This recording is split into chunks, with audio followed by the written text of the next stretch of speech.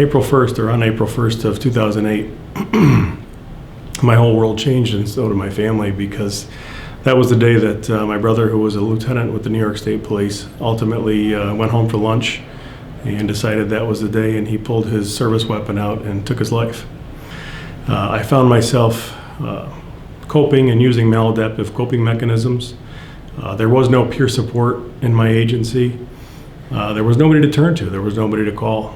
And so I used those maladaptive coping mechanisms, and I self-medicated, and I used alcohol, and I started to isolate from society and isolate from my children and from my family, and I'm sure that most other law enforcement that are watching this can understand and they can relate. In January of 2010, I decided that I was going to take my life as well. And I've talked to other officers who were suicidal over the years, and it's that same common denominator where, it was just too painful to wake up every day. It was too painful to go through these things and to relive some of the events that we go through. But on that day, again, that changed my life as well, and that's the first time that I had ever sought out help.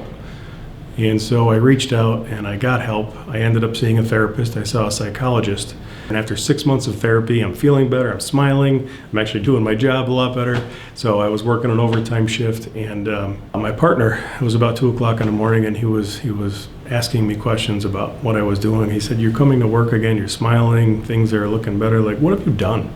What has changed in your life?" And I initially thought he was with internal affairs, and they were probably trying to investigate me because things were different.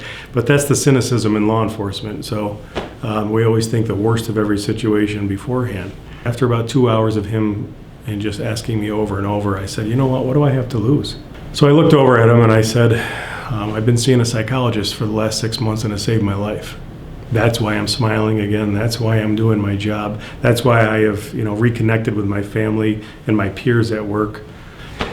And I looked over at him expecting to get made fun of. And he had a tear in his eye, and he looked at me and he said, "Jim, I need some help.